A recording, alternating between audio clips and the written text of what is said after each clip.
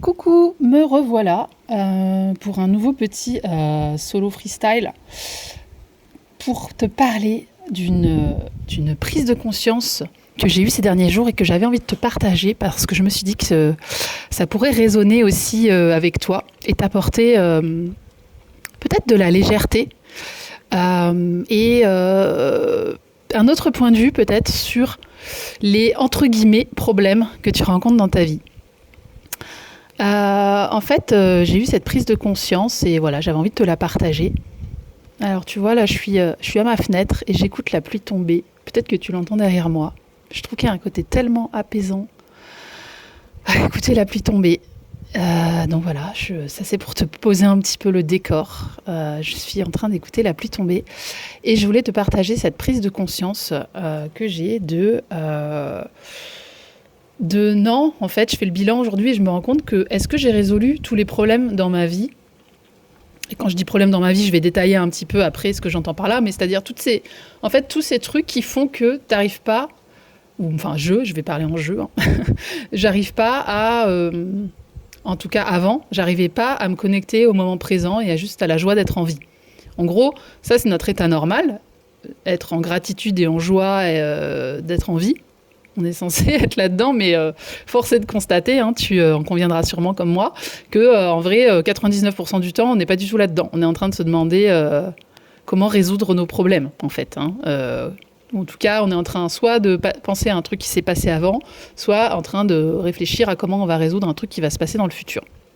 C'est à peu près l'état quand même de la grande majorité d'entre nous. Et j'ai eu une prise de conscience ces derniers jours, c'est que je me sens en paix, je me sens sereine et je me sens confiante par rapport à la vie. Et pourtant, j'ai absolument pas réglé, entre guillemets, tous mes problèmes. Et donc je me suis dit, mais ça vient d'où ce truc-là? Et j'ai réalisé qu'en fait, j'ai donc pas du tout en fait résolu mes problèmes. Mais j'ai juste changé de regard sur ces problèmes qui, en fait, selon moi, n'en sont pas. Et je crois que la clé, elle est vraiment là, en fait. Parce que je pense que des problèmes, des situations, des trucs à faire, à résoudre, à régler, on en aura toujours. Mais en fait, l'idée, c'est que là, tout de suite maintenant, on peut décider de changer de regard, en fait, sur tous ces problèmes. Et je mets vraiment des gros guillemets autour de problèmes. Puisqu'en fait... La clé, elle est peut-être simplement de changer de regard sur eux et de réaliser que ce ne sont pas des problèmes. Alors, je vais prendre des exemples hyper concrets, parce que si on reste dans la théorie, ça va pas être très parlant. Mais tu vois, je pense que je t'en ai parlé dans pas mal d'épisodes auparavant, et tu sais que moi, voilà, je suis assez cash et je suis assez... j'accepte de parler vraiment de choses assez intimes dans mon podcast. Bon, c'est un choix de ma part, et parce que je crois que quand on partage vraiment son cheminement et ce qu'on vit de manière assez transparente, bah, ça peut autoriser les autres à avoir ça aussi chez eux et que ça peut aider. Donc voilà, je le fais vraiment pour ça. Et dans mon podcast, j'ai partagé dans peut-être certains épisodes, surtout ceux qui parlaient des émotions, que moi, je peux pas dire que j'ai eu des gros troubles du comportement alimentaire, tu vois, dans ma vie.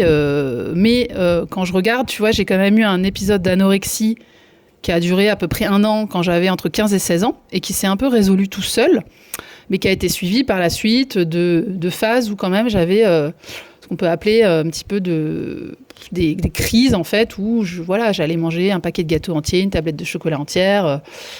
C'est pas de là non plus à tu vois, c'était pas un truc problématique au point que j'avais pris énormément de poids ou que je me faisais vomir ou des choses comme ça, tu vois. Mais on était quand même sur quelque chose de l'ordre de j'ai des émotions et je les apaise par la nourriture, en fait. Voilà, ça a marqué quand même je vais dire par exemple ma vingtaine. Mais c'était pas quelque chose je dirais, suffisamment handicapant pour moi pour aller consulter par rapport à ce sujet-là. Mais tout ça pour dire que moi, ces dernières années, en fait, ma relation à la nourriture, elle est complètement apaisée aujourd'hui et il n'y a plus de sujet par rapport à ça. Mais pourtant, il m'arrive encore, par exemple, de manger du Nutella à la petite cuillère plus que ce que ferait une personne normale. C'est-à-dire, je peux manger, tu vois, un pot de 400 grammes de nocciolata, hein, parce que voilà, je suis passée à la nocciolata. Je vais manger un tiers, voire la moitié du pot, tu vois, en une fois. Ce qui n'est pas un truc normal qu'on fait quand on...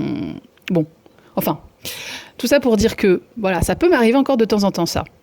Et donc, on pourrait se dire, ok, la meuf a pas résolu ses problèmes d'alimentation, puisque visiblement, ça lui arrive encore de manger du Nutella à la petite cuillère, ce qui... en théorie, n'est pas un truc hyper normal de faire.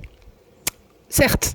Mais en fait, ce qui a changé, c'est pas tant le comportement en lui-même, en fait. C'est le regard que moi, je porte sur ça, en fait. C'est-à-dire que maintenant, en fait, quand ça m'arrive, je suis là en train de me dire, ok, ouais, je mange ce truc-là qui, effectivement, est vraiment trop sucré et trop gras et un peu écœurant. Et j'en ai totalement conscience. Mais là, j'ai envie de le faire.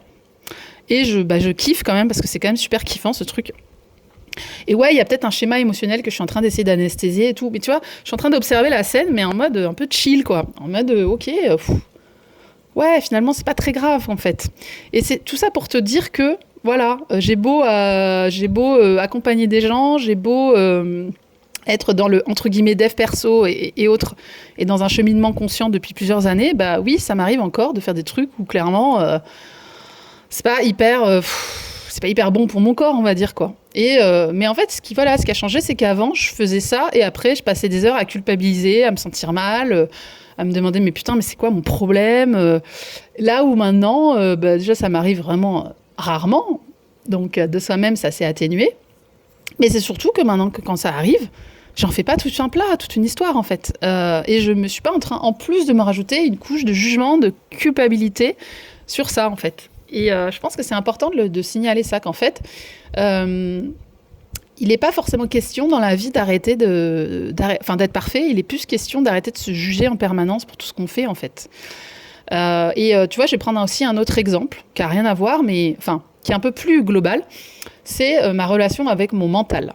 Moi, on m'a un peu dit toute ma life, putain, mais t'es hyper cérébral, tu réfléchis trop, tu penses trop, t'es trop dans ton mental. Après, quand j'étais dans les milieux un peu spirituels dev perso, j'ai beaucoup entendu il faut pas être dans son mental, il faut être dans son corps, il faut maîtriser ses pensées, blablabla. Et oui, je suis d'accord avec ce discours-là d'une certaine manière. C'est-à-dire que quand on est tout le temps en train de ruminer sur son passé ou d'être dans l'anxiété par rapport à l'avenir, oui, il faut effectivement essayer d'atténuer ça. Il y a des techniques pour ça, pour dompter un petit peu le mental et le discipliner, je dirais. Mais moi, en fait, je sais que le fait de penser, d'être dans mes pensées, de réfléchir à certains sujets, des questions un peu, je dirais presque métaphysiques, ou tu vois... c'est un mode de fonctionnement qui a toujours été là chez moi, qui est encore là aujourd'hui. Et en fait, je fous la paix à mon mental maintenant. C'est-à-dire que même si je suis pas dans la pleine présence, si je suis quand même... je vois qu'il y a des pensées dans ma tête. Mais, en général, c'est pas forcément des pensées... c'est ni des ruminations, ni des projections sur l'avenir anxieuses ou autres. Donc, en fait, je les laisse être là. Et je réalise, et ça c'est peut-être aussi le Human Design qui m'a aidé à comprendre ça, c'est que moi je sais que voilà, j'ai tous les centres du haut qui sont vraiment colorés dans mon schéma, et donc ça fait partie d'une certaine manière l'énergie en fait se manifeste à travers mon corps de cette manière-là en fait. De même qu'une personne qui aurait son centre des émotions coloré dans son schéma Human Design, ça va être une personne émotionnelle, et en fait à un moment donné, ok, c'est pas grave. Donc elle aura des ups et puis des downs, et puis en fait, il n'y a pas à juger ça en fait. Et voilà, je trouve que, moi j'ai cette forme maintenant d'acceptation d'une forme d'activité mentale qui est là, mais qui me dérange pas, qui me permet de faire des podcasts en plus, tu vois, et partager ce qui me traverse l'esprit. Mais je me suis un peu foutu la paix aussi par rapport à ce truc il faut faire le vide, il faut à tout prix connecter au moment présent ou je ne sais quoi. Parce que c'est pas que je dis que ça c'est pas bien, hein, mais franchement au bout d'un moment ça devient une espèce d'injonction à pas être dans son mental. Or on est quand même des humains avec effectivement un cerveau qui a un fonctionnement d'humain et des pensées. Donc on peut pas non plus nier notre condition humaine et se dire moi je veux être comme les animaux ou comme les plantes. À un moment donné, non, on a un mental humain et l'idée c'est pas de dire il faut arrêter de penser. C'est plutôt déjà d'arrêter de juger cette activité mentale et de effectivement peut-être pas lui donner les commandes de notre vie, certes, mais l'idée c'est pas voilà de se dire putain j'ai un problème parce qu'en fait j'ai dépensé. Voilà, donc ça c'est encore un autre exemple, tu vois, je me fous la paix par rapport à mon mental. Un autre exemple que je pourrais donner, c'est aussi, voilà, moi je suis actuellement dans une forme de, je dirais, de transition, reconversion professionnelle. Par moment, on pourrait se dire que je suis en ce moment dans une forme de recherche, dans une forme d'incertitude par rapport à où est-ce que je vais aller précisément, professionnellement, etc. Et une forme d'errance, en fait. Et aujourd'hui, j'arrive vraiment à regarder ça comme la beauté d'un parcours, d'un cheminement, et ne pas juger ça. C'est-à-dire qu'aujourd'hui, je me sens connectée à moi, alignée avec la personne que j'ai envie d'être. Maintenant, je ne sais pas précisément de quoi je vivrai dans 2 ans et quelle forme professionnellement ça prendra, mais c'est pas grave, voilà. Donc tout ça pour te dire que voilà, j'ai une paix, j'ai une sérénité qui sont vraiment là, et ça je peux en attester, et c'est très très très beau de vivre ça. Et pour autant, quand tu regardes ma vie et ma manière de vivre, je suis pas parfaite du tout, j'ai des problèmes comme tout un chacun, y a des trucs à régler dans ma vie, des situations, des machins. C'est juste que je ne leur donne plus autant d'importance qu'avant. Et que ça vient moins m'ébranler en fait dans cette confiance, cette certitude que j'ai vis-à-vis de la vie en fait. Et voilà, c'est ça que j'avais envie de te partager, qu'on peut être parfaitement serein et confiant dans la vie sans pour autant avoir réglé tous ces problèmes. Mais encore une fois, problème c'est un point de vue, parce qu'en fait c'est pas des problèmes, c'est juste des manières de peut-être qu'a l'énergie de se manifester à travers nous de telle ou telle manière, mais en vrai, il n'y a rien de très grave là-dedans. Et voilà, peut-être juste, j'avais envie de partager ça avec toi, que non, je n'ai pas résolu tous mes problèmes et je ne les résoudrai jamais. C'est juste qu'aujourd'hui, j'ai changé de point de vue par rapport à eux et qu'ils n'occupent plus tout l'espace en moi. Et du coup, j'ai beaucoup plus d'espace pour apprécier ce que chaque journée m'apporte. Et kiffer ma vie tout simplement. J'ai beaucoup plus d'espace aussi quand j'écoute les autres pour pas projeter mes trucs sur eux. Et voilà. Donc puissions-nous changer de point de vue finalement sur ce que nous appelons nos problèmes et réaliser que en fait, le problème, c'est pas tant le truc en lui-même, c'est le jugement qu'on porte dessus. Et peut-être, ce que je peux t'inviter à faire là, à la fin de ce podcast, c'est toi de lister un petit peu ce qui t'empêche, tu sais, quand tu essayes de ressentir la lumière et de sentir un espèce de grand sourire à l'intérieur de toi. Qu'est-ce qui, à l'intérieur de toi, ne sourit pas totalement ? Qu'est-ce qui t'empêche encore de sourire complètement à la vie et de te sentir inondé de joie chaque jour quand tu te lèves ? Quelles sont les pensées, les émotions, les il faut, les je dois qui t'empêchent d'être dans cet état-là, qui est censé être ton état naturel ? Alors voilà, ça peut être en ce moment, je me sens pas bien dans mon boulot, je pense qu'il faut que j'améliore tel et tel aspect de moi, etc. Je liste un petit peu tous ces points, ces petits vélos dans ta tête dès que tu te lèves le matin, ces points d'insatisfaction dans ta vie qui te laissent penser que là tout de suite maintenant, tu peux pas expérimenter la joie d'être juste en vie. Prenons le taureau par les cornes et regardons précisément c'est quoi en fait ces pensées-là, ces patterns-là, ces schémas-là. Et ouais, je t'invite vraiment à les lister et à réaliser que d'un certain point de vue, tout ça là ne peut pas t'empêcher de ressentir la joie et la confiance. Et tu peux faire cohabiter tout ça sans chercher forcément à les supprimer et à faire l'autruche et à dire non, j'ai rien à régler dans ma vie, j'ai pas de problème. Ça s'appelle faire l'autruche. Mais est-ce qu'à un moment donné, il n'y a pas moyen de faire cohabiter un état de joie et de confiance avec la réalité de tout ça en fait ?